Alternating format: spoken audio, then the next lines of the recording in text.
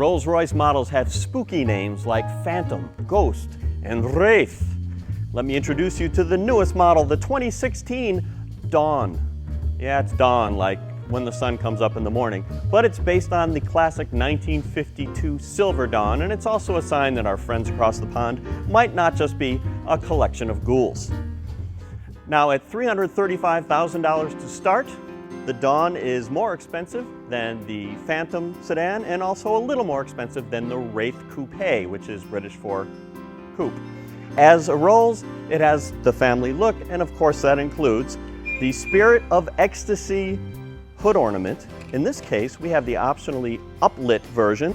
The car has some of the other Rolls-Royce hallmarks like RR badges in the center of the wheels that are always upright, even when the car is moving. Like the Wraith, it has coach doors that open this way. It is actually essentially based on the Wraith, has the same wheelbase, but they say 80% of the sheet metal is different. The biggest difference, obviously, is that this is a convertible, or as they say in Britain, a drop head. Another neat trick, because it's so hard to reach a coach door, power closers. Just push the button up by the A-pillar. Rolls-Royce decided to go with a powered soft top for the Dawn. They call the motion a silent ballet. I'm waiting for the silent opera, but I don't know if I'll ever see it. It closes or opens in about 22 seconds. It can even operate when the car's in motion up to about 30 miles per hour, which is great. I think you'll agree, even though retractable hardtops are pretty popular now, this is a good look for a soft top. They also say this is the quietest convertible you can buy. I couldn't say for sure, but it's certainly close. If it isn't, you hear a little noise from the back, but nothing out of the ordinary, probably quieter than the average car that isn't a convertible. Another thing worth noting is that the Dawn is a four-seater. It's a true four-seater, not a 2+2 as they call them. You can fold the front seat forward. The rocker switch here allows you to move the front seat forward. And I'm 6 feet tall and I fit fine in here, even with the seat back. Plenty of headroom, and that's actually better than the Wraith two-door, which is really more of a 2+2. So Rolls is trying to make this car actually usable, more or less as a family vehicle. I think it goes without saying that the interior of this Rolls, like any, is the lap of luxury. You get terrific aromatic leather.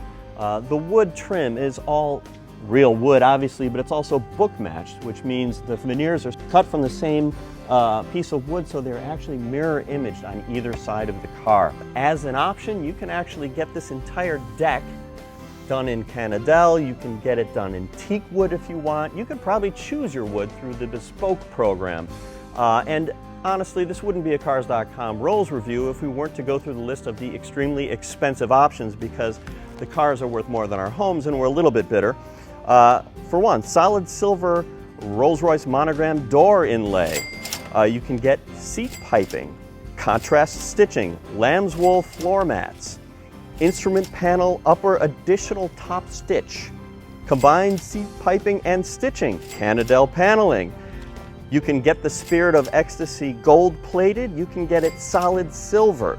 You can even get it illuminated from the inside like it's made of crystal. Then there's always the crowd pleaser in Rolls-Royces, the umbrella worked into the fender, because it rains a lot in Great Britain. Since we're talking about price, if you lose this thing, the simplest version, $900 to replace. So part of the fun of a Rolls-Royce is how much it costs. Even though we make fun, we have to admit it's kind of special to be in, to drive around, to show to people.